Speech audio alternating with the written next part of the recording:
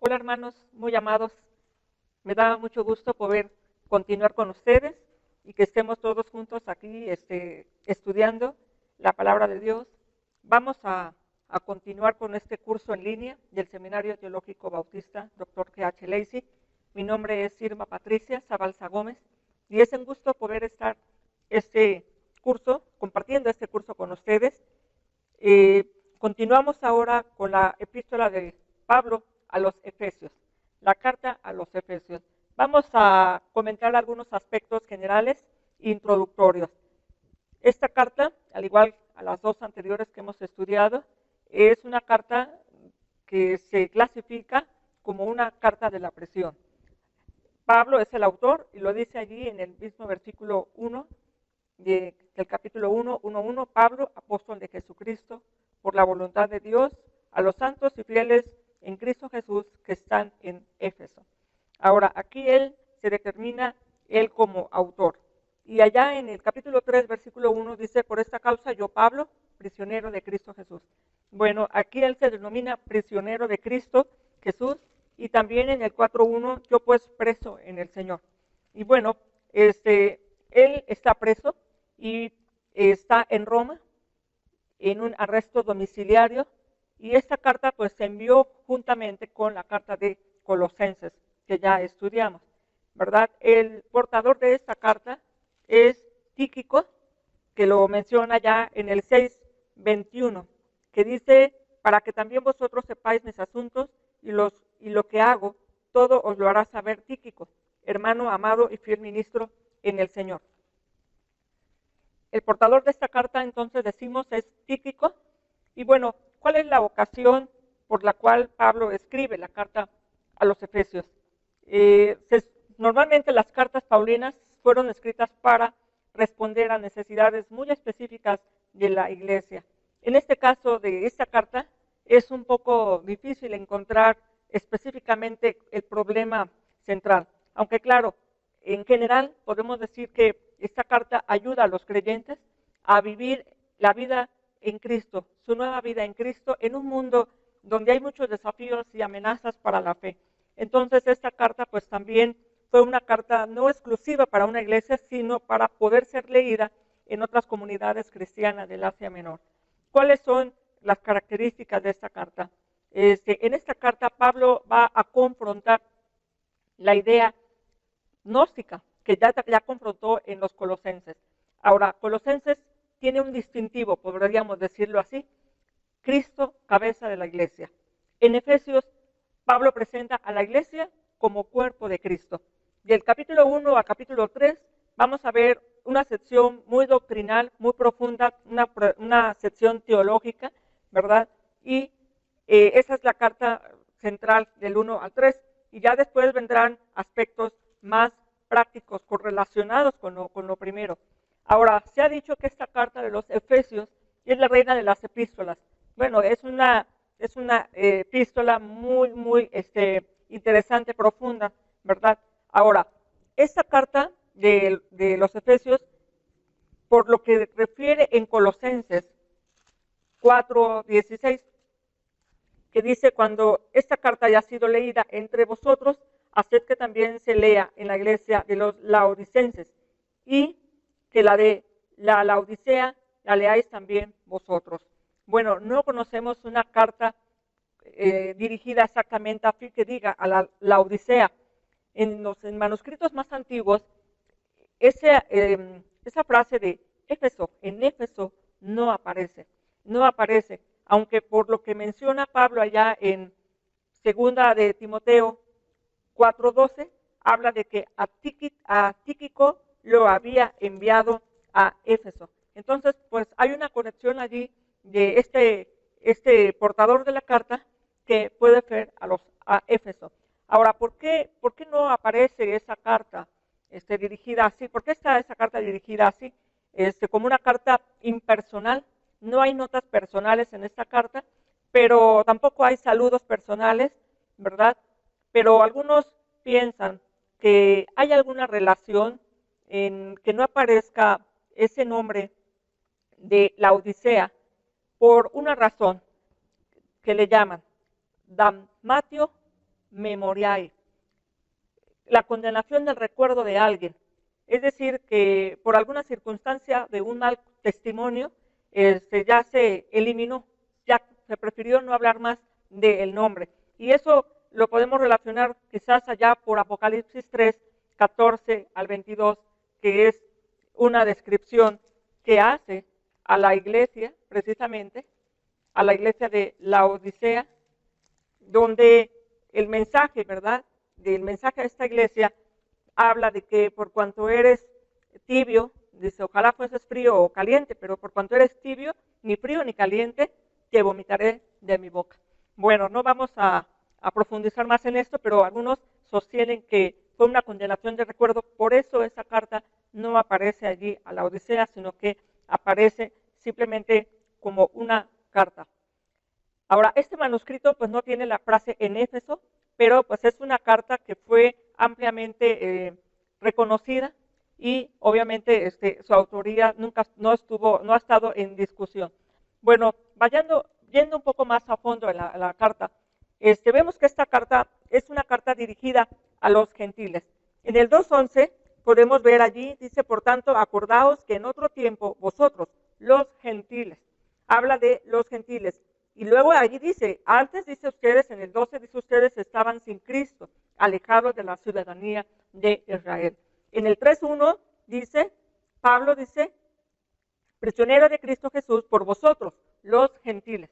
Entonces, en esta carta pues está dirigida a los gentiles y no está mencionando alguna problemática o una disputa en específico. Ahora, considerando que es la Odisea, ¿verdad? Vamos a hablar un poquito de este lugar. La Odisea está ubicada en el valle del río Lico. La verdad era una iglesia con mucha riqueza e importante. Tenía, recursos, diríamos que banco, porque ellos prestaban dinero, tenían fabricación de lana, productores de lana y medicina, colirio. Ahora, tenían un acueducto subterráneo y esta iglesia de la Odisea fue comenzado por el ministerio de Epafras. En Colosenses 1:7 lo menciona allá.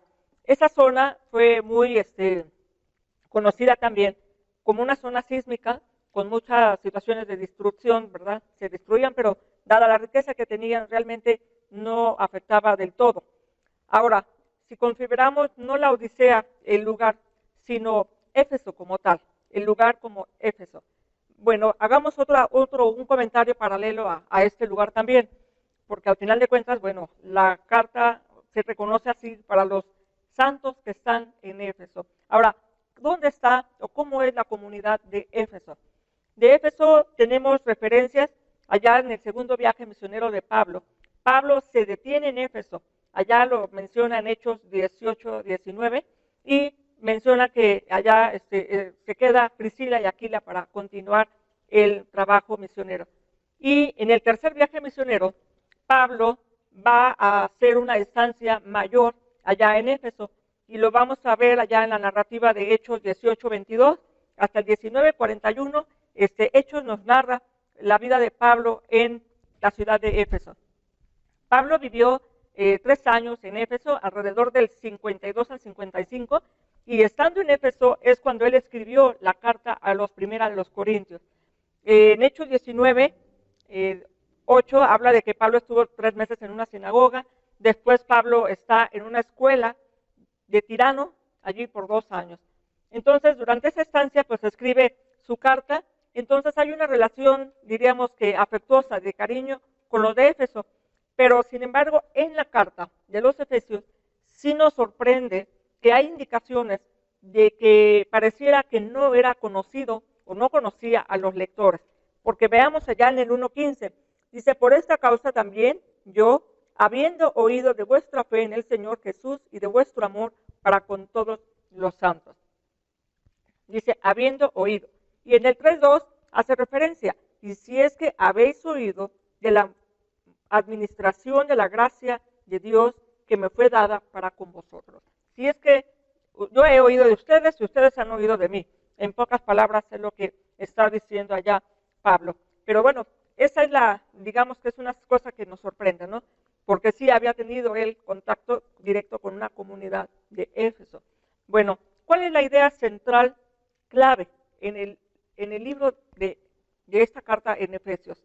Hay una idea central muy hermosa que la vemos en el 1.10. El 1.10 dice de reunir todas las cosas en Cristo, en la dispensación del cumplimiento de los tiempos, así las que están en los cielos como las que están en la tierra. Reunir todas las cosas en Cristo. Entonces, nos lleva a pensar cómo es que sin Cristo lo que experimenta el ser humano y el mundo en general es desunión y desarmonía, ¿verdad? Sin Cristo el mundo es un mundo dividido. Así de que, ¿cómo es que llegan, verdad? ¿Cómo es que Pablo llega a esa comprensión de la unidad de todo bajo Cristo? Podríamos decir que hay una razón interesante por la que Pablo llega a esa conclusión de esa unidad. Precisamente, Pablo está en Roma, está ahora, digamos, en el centro del Imperio Romano, y él vio cómo este imperio estableció lo que se conoció como la Pax Romana, ¿no? La unificación por el lenguaje, por los caminos, por el sistema de gobierno, por muchas cosas, hubo una unificación.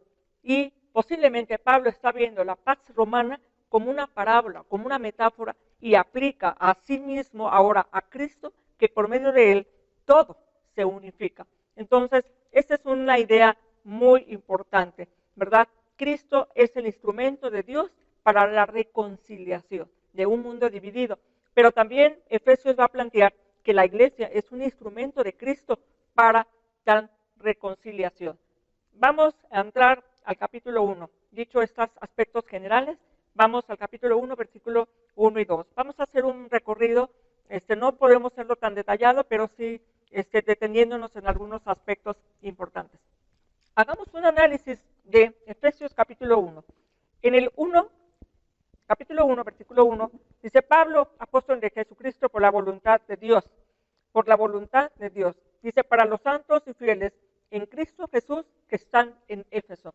Aquí vemos algo interesante. Cristianos que están en Éfeso, pero también están en Cristo. Y es decir, cómo el cristiano vive en dos esferas, en dos dimensiones, ¿verdad? En dos realidades. Y dice allí: gracia y paz a vosotros. Pues gracia y paz es un aspecto muy usado en Pablo en sus cartas como un saludo, pero más que un saludo también tiene un profundo sentido de la gracia de Dios y de la bendición de Dios, que precisamente en estos versículos del 3 al 14, Pablo va a dar alabanza al Trino Dios, y vamos a ver todas las bendiciones espirituales de las cuales nos hace partícipes a nosotros, nos hace conocedores de esta gracia de Dios, de esta bendición, ¿verdad? Porque la gracia lo que significa es precisamente un don no merecido. Es la misericordia, la generosidad de Dios. Y la paz, pues es el shalom del hebreo, pero es el bien supremo. Así de que Pablo da gracias a Dios, y en el versículo 3 vemos por qué da gracias a Dios. Vamos a dividir rápidamente 3 secciones y luego entraremos un poquito en detalle de cada una. En el 3 al 6, él dice que somos escogidos por el Padre. Bendito sea el Dios y Padre de nuestro Señor Jesucristo, que nos bendijo con toda bendición espiritual en los lugares celestiales en Cristo, según nos escogió en Él antes de la fundación del mundo. Primero, la bendición espiritual de haber sido escogidos por el Padre. Es lo que dice del 3 al 6. Después del 7 al 12, él dice algo. Dice: en quien tenemos redención por su sangre, el perdón de pecados, según las riquezas de su gracia. Así de que otra bendición espiritual es que somos redimidos por el Hijo. Y en el 13 al 14, Pablo nos habla de otra bendición espiritual, que somos sellados por el Espíritu Santo. Dice: en él también vosotros, habiendo oído la palabra de verdad, el evangelio de vuestra salvación, y habiendo creído en él, fuisteis sellados con el Espíritu Santo de la promesa. Así de que en esta sección simplemente estamos viendo escogidos por el Padre, redimidos por el Hijo y sellados por el Espíritu Santo. Entonces Pablo alaba al Dios Trino. Ahora, es algo muy interesante que en ese versículo 3, él da muchas vueltas en esta idea de la bendición o alabado, del griego eulogeo o del hebreo barak, bendecir. Porque dice aquí: bendito, el Dios que nos bendijo con toda bendición espiritual. Bendito el que nos bendijo con toda bendición. O sea que Pablo rebusca, hace muy grande esta expresión de la bendición de la cual somos poseedores. Ahora, dice, nos bendijo con toda bendición en los lugares celestiales en Cristo. Ahora, esta frase de los lugares celestiales en Cristo es una frase que tiene peso también aquí en Efesios, porque Pablo va a mencionar varias veces esta expresión. Por ejemplo, tenemos allá en el 1:20, dice que el cual dice el poder operó en Cristo, resucitándolo de los muertos y sentándole a la diestra en los lugares celestiales. Ya concibe a Cristo, Cristo está sentado en los lugares celestiales, pero también dice en el 2:6, nos hizo sentar a nosotros en los lugares celestiales. Entonces hay varias expresiones de los lugares celestiales, como también en el 3:10, dice que para que la multiforme sabiduría de Dios sea ahora dada a conocer por medio de la iglesia a los principados y potestades en los lugares celestiales. Entonces, tiene una característica muy marcada allí. Ahora, Pablo se postra, ¿verdad?, en oración. ¿Por qué? Porque dice, Él nos ha bendecido en los lugares celestiales. Y aún todavía en el 6:12, Él habla, ¿verdad?, de las huestes espirituales de las regiones celestes. Pero algo todavía muy profundo en Pablo, cuando dice, nos bendijo con toda bendición espiritual en los lugares celestiales en Cristo. Esta frase de en Cristo, simplemente en esta sección del 3 al 13, tenemos 9 veces la expresión en Cristo, o en Él, ¿verdad? En el amado, en Él, en Cristo. O sea, demos cuenta cómo para Pablo esta expresión de en Cristo es realmente una aportación paulina profunda, porque en Cristo es estar en el dominio, en la soberanía de Cristo. Ahora, en el versículo 4 dice que Él nos escogió en Él antes de la fundación del mundo. Ahora, escoger tiene el sentido de entresacar. Entonces, para Pablo, pues hay una perspectiva muy interesante sobre la redención, ¿verdad?, del hombre. Él nos escogió para bendecirnos. Ahora, una de las cosas muy importantes, dice aquí, para que seamos para la alabanza de su gloria. Y en el 4 dice, para que seamos santos y sin mancha. Así de que esta soberanía de Dios, de escogernos, tiene un constante y un propósito. Claro, hay quienes ven cierta tensión allí entre el asunto de la predestinación, como dice allí en el 5, en amor habiéndonos predestinado para ser adoptados hijos suyos. Ahora, Pablo, aún hablando de la predestinación, hablando de haber sido escogidos, también enfatiza la soberanía de Dios, sí, por un lado, pero también la responsabilidad del hombre. Allá en primera los Corintios 1:26, dice así, pues mirad, hermanos, vuestra vocación, que no sois muchos sabios según la carne, ni muchos poderosos, ni muchos nobles, sino que lo necio del mundo escogió Dios para avergonzar a los sabios, y lo débil del mundo escogió Dios para avergonzar a lo fuerte, y lo vil del mundo y lo menospreciado escogió Dios, y lo que no es, para deshacer lo que es, a fin de que nadie se jacte en su presencia. Mas por Él estáis vosotros en Cristo Jesús, el cual nos ha sido hecho por Dios sabiduría, justificación, santificación y redención. Pero sí, Pablo habla de que sí hemos sido escogidos, pero también el hombre tiene una responsabilidad, ¿verdad? Allá en Juan 3:19 habla de esa responsabilidad, el Evangelio habla de esa responsabilidad que tiene el hombre. En el 3:19 dice así, dice, y esta es la condenación, que la luz vino al mundo y los hombres amaron más las tinieblas que la luz, porque sus obras eran malas. Así de que ellos deliberadamente tomaron decisiones de amar. Debemos de aceptar que no hay una contradicción entre la elección de Dios y la responsabilidad humana. Hay que aceptar que es una doctrina que sí se encuentra en tensión y es como tener unos lentes y tener que ver desde las dos ópticas para poder entender. No es esto. Hay quienes dicen, bueno, si son predestinados, entonces el hombre no es responsable de aceptar o rechazar a Cristo, puesto que ya está destinado, él no tuvo nada que ver. Pero más que nada, lo que Pablo enfatiza es la soberanía de Dios. Ahora, en este pasaje de Efesios, ¿cuál es el propósito de esta elección? Allí dice en el 4:5, para que seamos santos y sin mancha. Y también dice, para ser adoptados hijos suyos. Para ser adoptados hijos suyos. Él nos escogió para ser adoptados hijos suyos. Ahora, hay que entender esto en el contexto de los romanos, en la cultura romana, ¿no? La patria potestad, el absoluto derecho era del padre y él tenía derecho sobre los hijos de por vida. El hijo en sí no podía poseer nada. Inclusive el padre podría llegar a venderlo, podría llegar a hacer lo que quisiera porque era su propiedad. Pero el ser adoptados, cuando alguien adoptaba a un hijo, éste perdía los derechos de la antigua familia y obtenía los derechos de esa nueva familia. Así de que nosotros hemos dejado la familia de Adán para unirnos ahora a la familia de Dios. Es lo que dice allá en Romanos 8:15. Dice, pues no habéis recibido el espíritu de esclavitud para estar otra vez en temor, sino que habéis recibido el espíritu de adopción por el cual clamamos, Abba Padre, o Papi, o Abba Papi.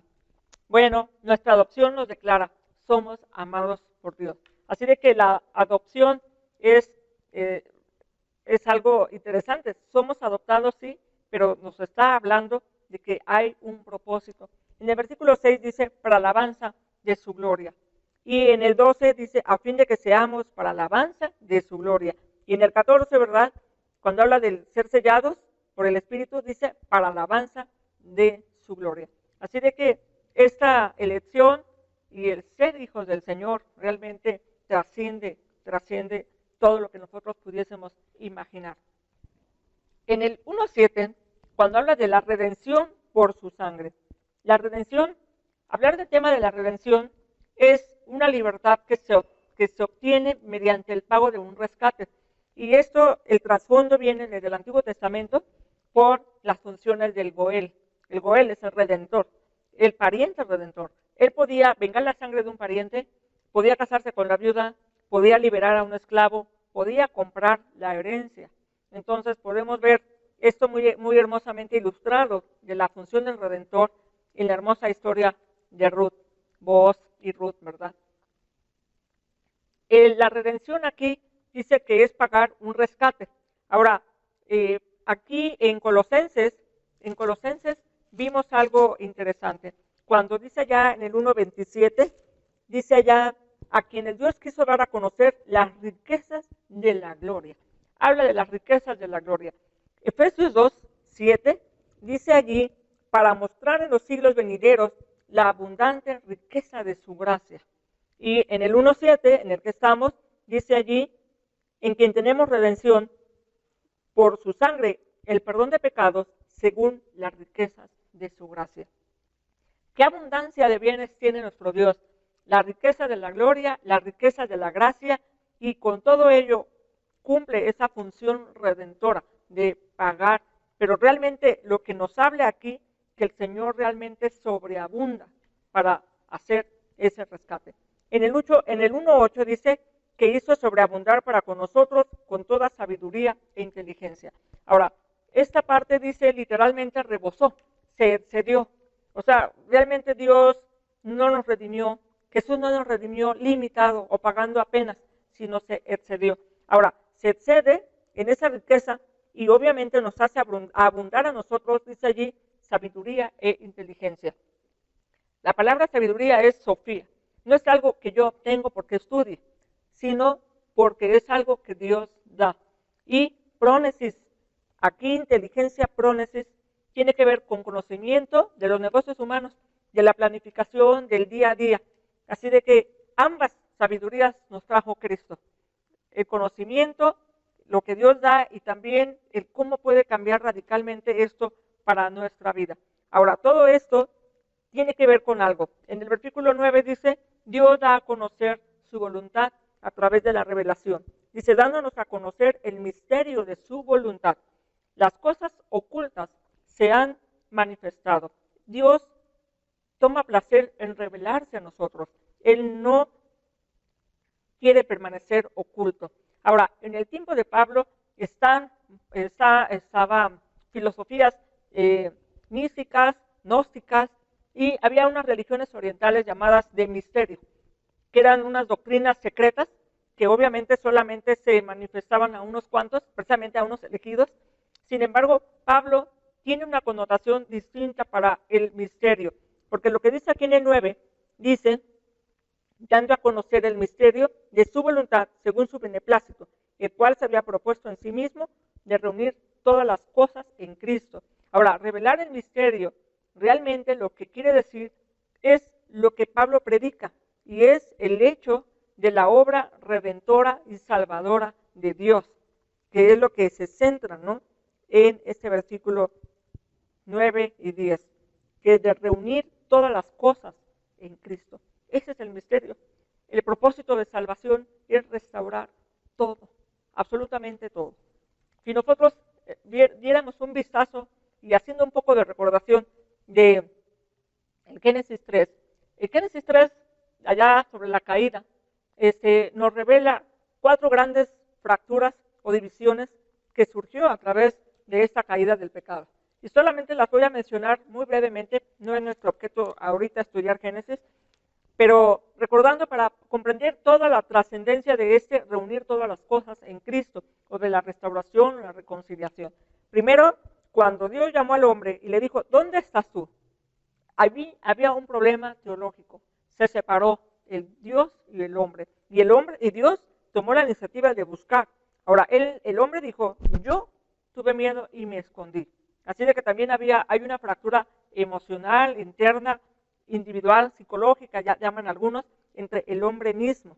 Y luego, cuando ya lo confronta Dios, ¿verdad? También, y luego dice el hombre, la mujer que me diste, ella, la que tú me diste por compañera, pues ella me dio del árbol y yo comí. Y allí también hubo una ruptura sociológica, una ruptura entre el hombre y su compañera. Después, ¿verdad? Dios da la sentencia y dice, por cuanto obedeciste a la voz de tu mujer y comiste del árbol que te mandé diciendo no comerás de él, maldita será la tierra por tu causa. Con dolor comerás de ella todos los días de tu vida. Espinos y cardos te producirá y comerás plantas del campo. Bueno, también la naturaleza sufrió a consecuencia de esa caída y también hubo una fractura allí ecológica entre el hombre y la naturaleza. Así de que cuando vemos aquí en Efesios 1:10, reunir todas las cosas en Cristo, habla de una restauración integral. Dice, en la plenitud de los tiempos. Así de que aquí es un cumplimiento absoluto en la economía, en el plan de Dios, en su administración de Él. Ahora, dice el versículo 11, en Él fuimos predestinados, escogidos, entresacados como su heredad.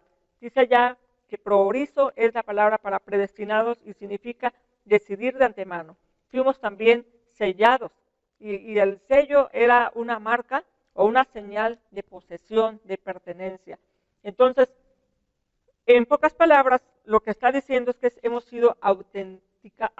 sido marcados como auténticos, como propiedad de Dios.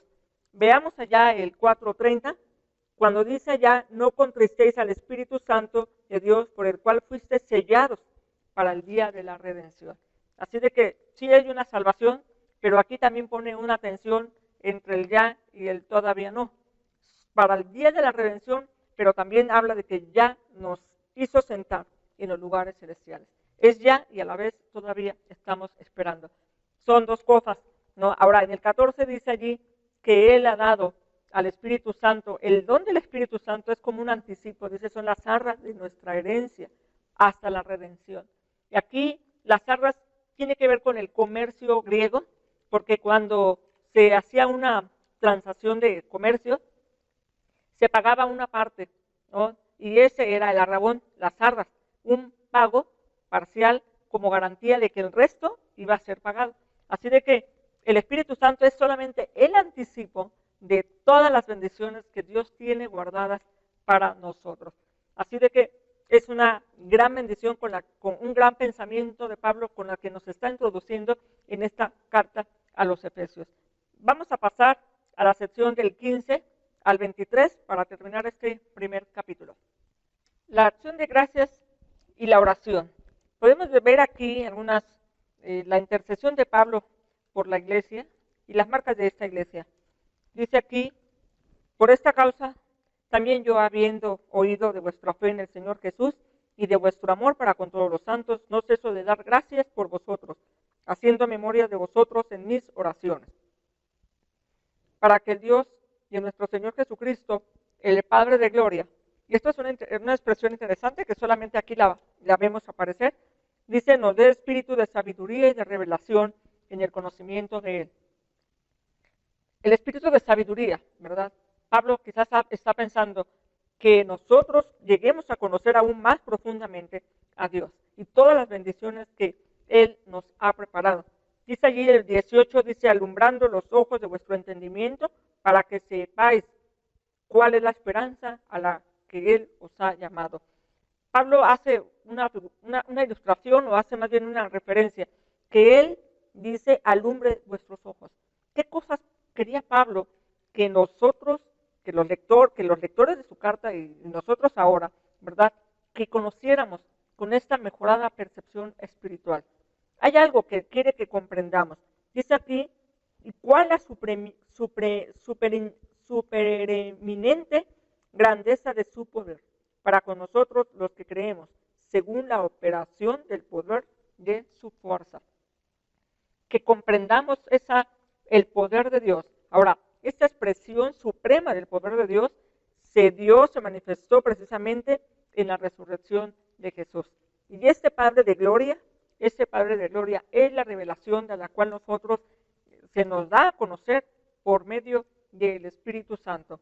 ¿Qué cosas quiere Pablo que conozcamos? Aquí vienen varias cosas interesantes. ¿Qué quiere Pablo que conozcamos? Aquí vienen varias megas. Dice aquí, supereminente grandeza de su poder. Ese hiperbalón es mega, grande, el poder. En el 2.7 vemos algo interesante.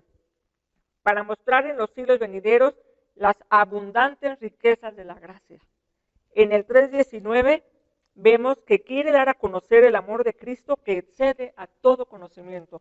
O sea que hay un mega poder, abundantes riquezas de la gracia y un amor de Cristo que excede por todos. Así de que hay varios megas grandes y para eso necesitamos esos ojos espirituales que solo Dios puede darnos. Ahora, Pablo habla de que Cristo, ¿verdad?, es por encima de todos. En el versículo 21, sobre todo principado y autoridad y poder y señorío, y sobre todo nombre que se nombra, no solo en este siglo, sino también en el venidero.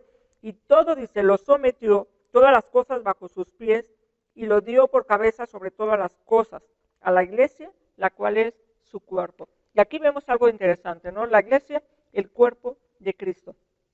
Entonces, aquí ya más adelante estaremos viendo en el capítulo 4 lo que implica ser cuerpo de Cristo.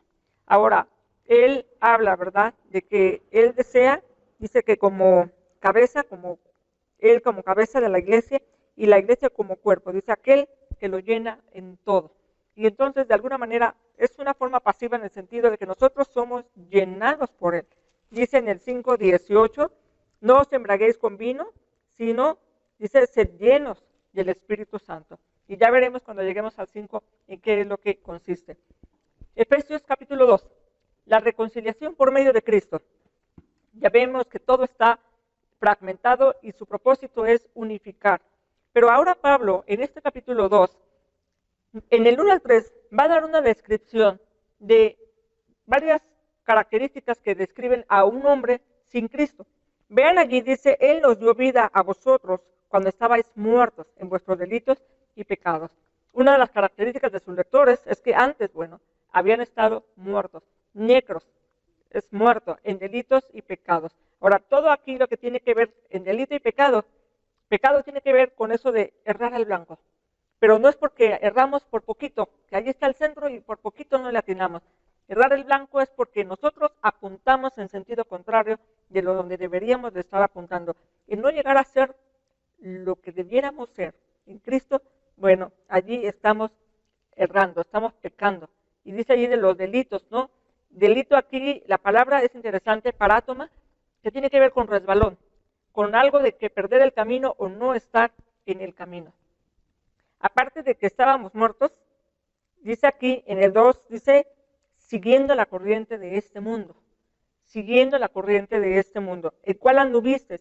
Ahora, esta palabra anduviste es una palabra que tiene mucho peso en Efesios, peripateo.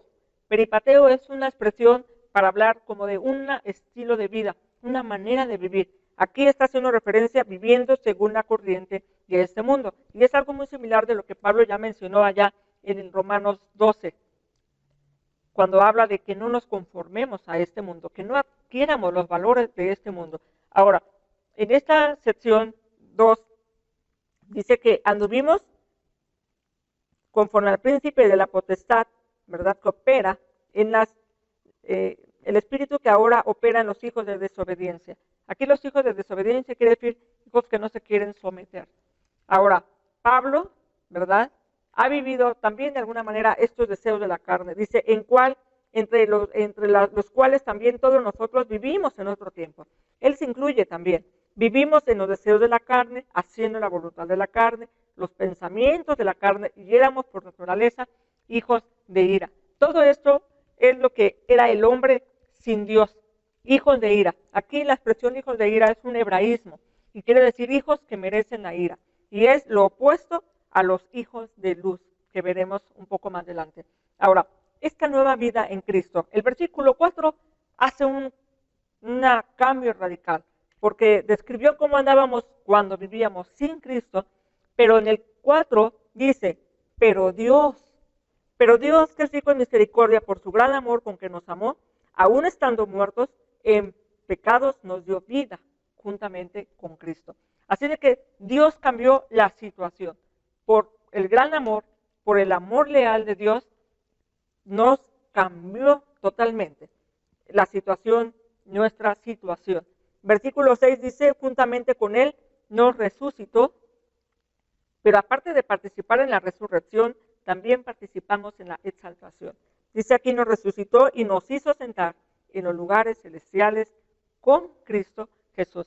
Nos resucitó y nos hizo sentar. Ahora, estas son acciones culminadas, ya lo da por hecho, ¿sí? Ahora, es interesante que Efesios plantea de que nos hace sentar, y más adelante, en el 5, él va a hablar de que tenemos que andar, pero parece que para poder andar como hijos de Dios, primero tenemos que descansar en la obra perfecta que Jesús hizo en la cruz por nosotros. Ahora, en este versículo 7, ¿verdad? Dice, nos hizo sentar, nos ha bendecido, nos dio vida. ¿Qué otra cosa más pudiéramos pedir, verdad? Ahora, en el 8 al 10 dice, ¿cuál es la vida que nos ha sido dada? Una vida que es por don de Dios, no es por obras, para que nadie se gloríe. Somos hechuras en Cristo, creados en Cristo Jesús para buenas obras, dice, las cuales se preparó de antemano para que nosotros anduviésemos en ellas. Así de que Dios ha preparado, como el gran diseñador que es, Dios nos creó y nos hizo nueva creación. Dice aquí, Él nos preparó de antemano para que anduviésemos en ella. Somos hechuras suyas, creados. Así de que todo esto es un motivo, obviamente, profundo para dar gracias a Dios. Ahora, veamos un poquito más versículos del 11 al 22, hasta finalizar este capítulo. Cristo, ¿qué condición tiene? Bueno, parece que va a repetir, ¿verdad? Porque ha dicho antes la condición en que estábamos cuando estábamos en Cristo, que nos dio vida, ¿no? Que nosotros nos íbamos a las corrientes de este mundo. Pero ahora, la condición del hombre antes de Cristo. Versículo 11 y 12, bueno, dice allí, en otro tiempo vosotros los gentiles, en cuanto a la carne, eras llamados sin circuncisión, por la llamada circuncisión hecha con mano en la carne. En aquel tiempo estabais sin Cristo, alejados de la ciudadanía de Israel y ajenos al pacto. Éramos aborrecidos, decían, ustedes eran aborrecidos por los judíos, es decir, gentiles. Y los gentiles significa populacho. Eran despreciados, eran aborrecidos. Y aparte de eso, dice, estabais sin Cristo, ustedes estaban abatidos, sin Mesías, y por lo tanto, pues no tenían esperanza. Así de que eso es lo que estaban sin Dios, sin esperanzas, sin promesas, sin nada. Pero otra vez, bueno, y alejados, dice allí, de la ciudadanía de Israel, alejados de la ciudadanía, alejados del pacto. Ahora, Israel es una comunidad de pactos, ¿verdad? Aquí está diciendo, ustedes eran realmente extraños, extranjeros, ahora sin futuro y sin el verdadero Dios. ¿Por qué? Porque, bueno, ellos, dice, sin Dios en el mundo, aunque los gentiles tenían muchos dioses, pero obviamente no tenían al verdadero. Así de que aquí va a haber otro cambio radical. Versículo 13, pero ahora en Cristo hable una transición realmente radical y totalmente importante. Dice, antes estábamos lejos, dice, ahora han sido hechos cercanos por la sangre de Cristo. Cercanos, la palabra egus, quiere decir cercanos, no solamente en el espacio, sino en el tiempo. Cercanos por la sangre, eliminar el odio, ¿verdad? Y en otras palabras, aquí en el 14 dice que él derribó la pared intermedia de separación. Así de que él vino a quitar enemistades, él vino a abolir todas las enemistades. Ahora, en el versículo 15 dice aboliendo. La palabra allí es catargeo. Hizo inoperante en sentido judicial todo aquello que nos separaba. Y podemos ver, ¿verdad?, cómo en el templo de Jerusalén había una división, pero Jesús partió esa cortina divisoria entre el lugar santo y el lugar santísimo para darnos un acceso directo a Dios. Ahora bien, versículo 15 dice allí que abolió todo esto, dice, para crear en sí mismo de los dos un solo hombre, haciendo la paz. Esta expresión, el propósito de una nueva creación. Ketizo es el sinónimo de bara en el Antiguo Testamento y es lo que se expresa para el Dios creador, que es algo que solo Dios puede crear. Así de que Dios hace una nueva creación. Y dice aquí, el versículo 16, mediante la cruz reconciliar con Dios a ambos en un solo cuerpo, matando las enemistades. Así de que está reconciliando, ¿verdad?, y dando y expresando la paz. Y por medio de él, versículo 18, dice, porque por medio de él, los unos y los otros tenemos entrada por el mismo espíritu al Padre. Tenemos entrada. La palabra es prosagoge. Prosagoge es entrada y significa la introducción de alguien ante la presencia de un rey. Así de que Dios nos ha introducido ante la presencia del Rey de Reyes. Versículo 19, ahora va a hablar ciertas metáforas. Dice, ahora sí que ya no sois extranjeros, ni advenedizos, sino conciudadanos de los santos y miembros de la familia de Dios. Hay varias expresiones que está hablando sobre la unidad de los creyentes, conciudadanos. Ya no somos extranjeros, sino que ahora somos conciudadanos. Y Pablo lo está tomando de la metáfora de la vida de la ciudad. Ahora también él ve, en el número 2, dice, miembros de la familia de Dios. Qué hermoso, ¿verdad? Si te configurabas que no tenías familia, que estabas desarraigado, pero tienes una familia, y la familia es la iglesia. Es la iglesia, el cuerpo de Cristo, y es la familia de Dios. Y Dios es el Padre. Así de que, aparte de eso, también dice, versículo 21, en que en todo el edificio, bien coordinado, va creciendo para ser un templo santo en el Señor. Entonces, es una construcción que se edifica también. Él habla allí, de hecho ha hablado, dice, edificado sobre el fundamento de los apóstoles y profetas, siendo la principal piedra del ángulo Jesucristo mismo. Pero edificarnos en los apóstoles y profetas. La principal piedra del ángulo, Cristo. Lo menciona 1 de Pedro 2:7, Salmos 118, 22, Marcos 12:10, donde él hace referencia de que él es principal, es la piedra angular. Él es la piedra angular y a la vez también es la culminación del edificio. Y cuando habla de allí, de que nosotros también somos edificados, la metáfora que está allí usando es que somos piedras vivas. Nosotros vamos creciendo Así de que esta iglesia es una iglesia dinámica que está creciente. Y obviamente también es una metáfora, ¿verdad? Ha tomado Pablo una metáfora arquitectónica para hablar de esto, del crecimiento, de lo que antes no éramos cuando no estábamos con Cristo, pero de cómo Dios ha cambiado la historia de no ser nada o desarraigados, ahora a ser ciudadanos, ser de la familia, ser parte del edificio dinámico que cambia, que crece y va siendo de influencia y de impacto en este mundo.